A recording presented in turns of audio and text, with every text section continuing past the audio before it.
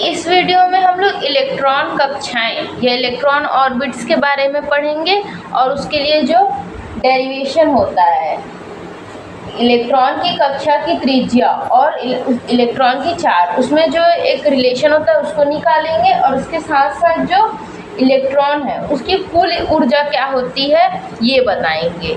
तो सबसे पहले हम लोग इसको समझने के लिए रदरफोर्ड का परमाणु मॉडल क्या होता है इसको थोड़ा सा जान लेते हैं। तो रदरफोर्ड के परमाणु मॉडल के अनुसार क्या होता है, परमाणु जो विद्युत रूपेण उदासीन होता है, यानी कि परमाणु में कोई भी चार्ज नहीं होता है, वो उदासीन होता है। उसका समस्त धनावेश क्या होता है, एक छोटे से भाग में केंद्रित होता है जिसको हम लोग नाभिक कहते हैं।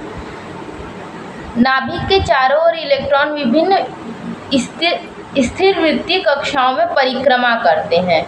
किसी इलेक्ट्रॉन और नाभिक के बीच लगने वाला स्थिर वैद्युत आकर्षण इलेक्ट्रॉन को अपने कक्ष में बनाए रखने के लिए आवश्यक अभिकेंद्री बल प्रदान करता है। जो नाभिक है उसमें धनावेश होता है और इलेक्ट्रॉन क्या करते हैं, विभिन्न स्थिर वृत्तीय कक्षाओं में परिक्रमा करते हैं। तो जो परिक्रमा कर रहा है इलेक्ट्रॉन और नाभिक दोनों के बीच एक बल कार्य करता है जिसको हम लोग स्थिर वैद्युत बल कहते हैं। और स्थिर वैद्युत आकर्षण बल, क्योंकि इलेक्ट्रॉन नेगेटिव है, ऋणात्मक चार्ज, और नाभिक जो है धनात्मक है, इसलिए वहाँ आकर्षण बल कार्य करेगा। और वो आकर्षण बल क्या करता है, जब वृत्तीय मार्ग में गति करने के लिए आवश्यक अभिकेंद्री बल प्रदान करता है। हाइड्रोजन परमाणु में क्या होता है, केवल एक ही इलेक्ट्रॉन होता है और वही इलेक्ट्रॉन नाभिक के चारों ओर परिक्रमा करता है। ये कुछ इस तरीके से, अगर हम इसका डायग्राम देखें तो मान लें यहाँ पर ये हाइड्रोजन का नाभिक है और ये कोई कक्षा है। इसको हम लोग चित्र से ऐसे देख सकते हैं, ये लोग मान लो हाइड्रोजन का नाभिक है।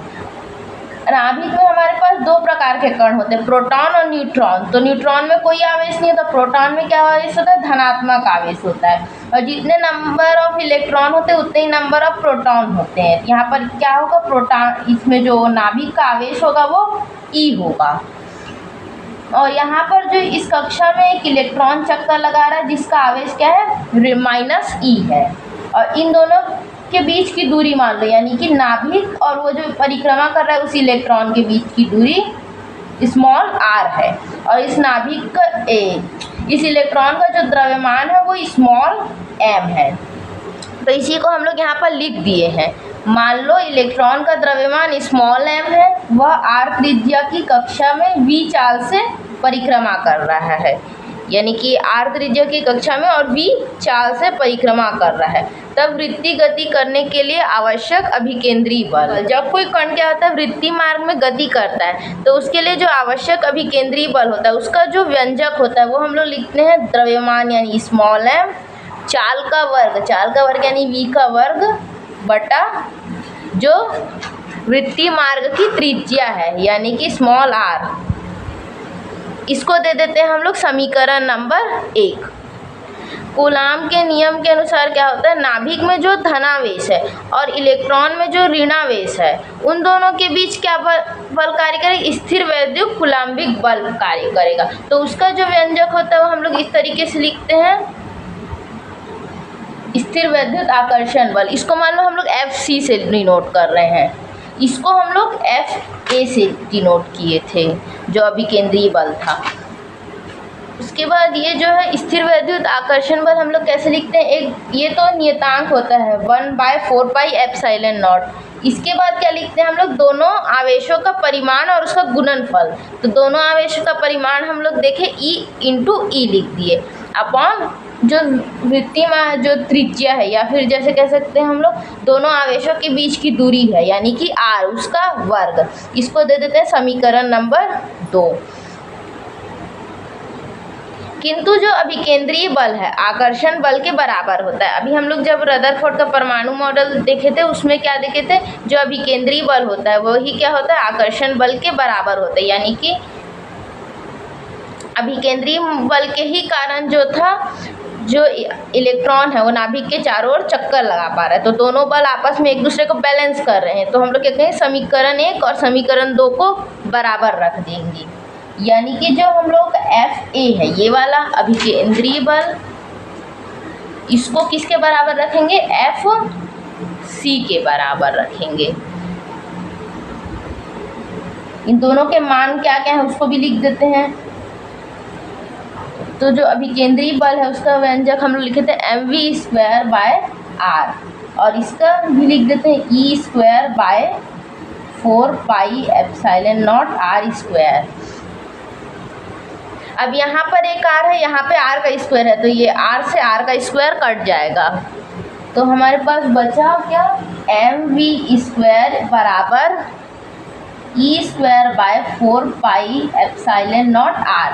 अगर हम लोग r को पक्षांतर करके यहाँ ला लें और mv² को नीचे ले आए तो हमारे पास मिलेगा r e² बटा में 4πε0 mv²। अब हम लोग इसको क्या कहते हैं, एक और तरीके से लिख सकते हैं इसको ही। r तो ऐसे ही रहने देते हैं, r बराबर e², इसको ऐसे ही रहने देते हैं। 4 के जगह 4πε0, इसको हम लोग पहले लिखते हैं 2πε0, इसको ब्रैकेट बना देते हैं और एक 2 को इसके साथ मल्टीप्लाई करके दे 2mv²। यानी कुछ नहीं किए हम लोग, ये 4 है उसको 2 गुना 2 के रूप में लिख दिए हैं। और इसको हम लोग थोड़ा और सिंप्लीफाई कर सकते हैं ऐसे, r बराबर e² बटा 2πε0 इंटू 1/2 mv²। इसको दे देते हैं समीकरण नंबर 3। समीकरण 3 क्या बता रहा है, इलेक्ट्रॉन की कक्षा की त्रिज्या यानी कि जो r है एवं उसकी चाल यानी v में जो संबंध है उसको बता रहा है। यदि इलेक्ट्रॉन की गतिज ऊर्जा क्या हो, कैपिटल K हो तो गतिज ऊर्जा का हम लोग को सूत्र पता है, K = 12mv²। समीकरण 3 में ये मान रख देते हैं। समीकरण 3 जो हम लोग ये निकाले थे इसमें क्या मान रखना है, K बराबर 12mv², ये मान रखेंगे। तो इसको रखने के लिए अगर हम लोग यहाँ पर देखें तो यहाँ पर क्या है, mv² है, तो यहाँ से हम लोग mv² निकाल लेते हैं। तो ये क्या आएगा हमारे पास, mv² को इधर ही रहने देते हैं, ये 2 को इधर पक्षांतर कर देंगे तो यहाँ पर आ जाएगा 2k। ये मान क्या करते हैं हम लोग, इस यहाँ पर mv² जो लिखा हुआ है इसके जगह पे रखते हैं। तो हमारे पास आएगा r बराबर e²/2πε0 इंटू 1/2 और mv² की जगह रख देंगे 2k। इसको थोड़ा सरल कर लेते हैं तो r बराबर क्या आ जाएगा, e² बटा 2 इंटू 2 इंटू 2, 2 दूनी 4 4 दूनी 8 k।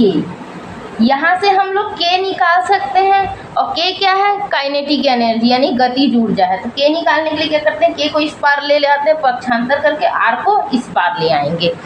तो यहाँ पर हम लोग लिख सकते हैं, यहीं पे देख लेते हैं इसको, ये आ जाएगा हमारे पास k बराबर e²/8πε0 r। यहाँ पर इसको लिखते हैं k बराबर जो हमारे पास आया है e²/8πε0 r। इसको हम लोग दे देते हैं समीकरण नंबर 4। ये जो क्या है, गतिज ऊर्जा का मतलब कि व्यंजक आ गया, यानी कि जो इलेक्ट्रॉन है उसका जो गतिज ऊर्जा होगा वो इतना होगा। अब जो है इसका स्थितिज ऊर्जा देख लेते हैं। तो नाभिक से r दूरी पर स्थित इलेक्ट्रॉन की जो स्थितिज ऊर्जा होगी वो क्या होगा, क्या होता है, स्थिर वैद्युत विभव का जो एक्सप्रेशन होता है वो पता होना चाहिए। वो क्या होता है, यानी स्थिर वैद्युत विभव का व्यंजक ये होता है हमारे पास 1/4πε0, जो 2 आवेश होंगे उसकी का गुणनफल बटे r, ये फॉर्मूला होता है। तो उससे हम लोग इसमें लिखेंगे, इसके लिए लिखेंगे हाइड्रोजन एटम के लिए। तो 1/4πε0 ये तो नियतांक ये ऐसे ही रहेगा, दोनों आवेशों का गुणनफल यानी कि और परिमाण का गुणनफल किए हैं, मतलब कि वो जो प्लस माइनस उसको नहीं लिखना है। तो E इंटू ई अपॉन r यानी दोनों के बीच की दूरी। हाँ, और ये जो इलेक्ट्रॉन क्या है, नेगेटिव रहता है ना, तो उसको नेगेटिव लिख देंगे, माइनस का चिन्ह लगा देंगे। और जो नाभिक है वो धनावेशित रहता है, तो उसमें हम लोग कुछ नहीं लिख रहे हैं। तो ये जो u आया यानी कि स्थितिज ऊर्जा वो आया है -e²/4πε0r। इसको दे देते समीकरण नंबर 5। तो हाइड्रोजन परमाणु के जो हाइड्रोजन परमाणु उसमें इलेक्ट्रॉन है उसकी जो कुल ऊर्जा होगी वो क्या होगी, मान लो उसको हम लोग कैपिटल ई से डिनोट करें तो वो होगा हमारा काइनेटिक एनर्जी यानी गतिज ऊर्जा प्लस पोटेंशियल एनर्जी यानी कि स्थितिज ऊर्जा K प्लस U। तो यहाँ पर हम लोग समीकरण 4 में देख सकते हैं K का मान निकाल चुके हैं और समीकरण 5 में U का मान निकाल, तो दोनों मान को यहाँ पर रख देते हैं। इसको एक समीकरण 6 दे देते हैं। समीकरण 4 व 5 से समीकरण 6 में मान रखने पर, तो समीकरण 6 में मान रखेंगे तो हमारे पास आएगा E बराबर काइनेटिक एनर्जी यानी गतिज ऊर्जा e²/8πε0r प्लस स्थितिज ऊर्जा क्या आया है हमारे पास -e²/4πε0r। इसको अगर हम लोग देखें प्लस माइनस क्या होता है, माइनस होता है, तो हमारे पास आएगा e²/8πε0r माइनस e²/4πε0r। अब यहाँ पर हम लोग देखते हैं दोनों ही टर्म में e² कॉमन है तो उसको बाहर निकाल देते हैं। 4πε0r भी दोनों में कॉमन है तो उसको भी बाहर निकाल देंगे 4πε0r। अब अंदर में क्या बचेगा हमारे पास e²/4πε0 को बाहर निकाल देंगे फर्स्ट वाले टर्म से, तो यहाँ पर बचेगा हम लोग को 1/2। इसको हम लोग क्रॉस चेक भी कर सकते हैं, अगर हम लोग इन दोनों टर्म को मल्टीप्लाई करें तो ये पहला वाला आएगा e² × 1 e² 4πε0r इंटू 2 करेंगे तो 8πε0r करेंगे, मतलब ये ठीक है। और ये तो पूरा सेम ही है तो यहाँ पर -1 आ जाएगा। e²/4πε0r 1/2 -1 करेंगे तो ये आएगा हमारे पास -1/2। इसको लिख देते हैं हम लोग ठीक से, तो हमारे पास E जो आएगा वो आएगा -1/8πε0r और यही जो है हमारा अभीष्ट व्यंजक है। यानी कि ये क्या बता रहा है, इलेक्ट्रॉन की कुल ऊर्जा को बता रहा है कि इलेक्ट्रॉन में जो कुल ऊर्जा होगी -1/8πε0r होगी।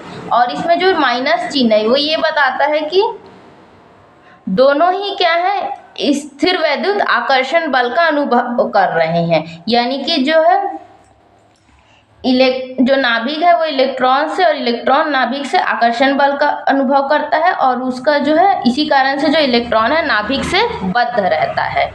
तो इस वीडियो में हम लोग जो है दो चीज़ें की, एक तो इलेक्ट्रॉन की कक्षा की त्रिज्या ये वाला और उसके चाल में संबंध बताए, और दूसरा जो है इलेक्ट्रॉन की जो कुल ऊर्जा होती है वो बताए। तो जैसे क्वेश्चन आता है तो ये ऐसे ये एक्सप्रेशन दे सकता है और बोल सकता है कि ये नेगेटिव जो है इसको सिद्ध करो और इन माइनस चिन्ह का मतलब बताओ करके, या इलेक्ट्रॉन कक्षाएं क्या होती है या क्या समझते हो, इस तरीके से भी पूछ सकता है।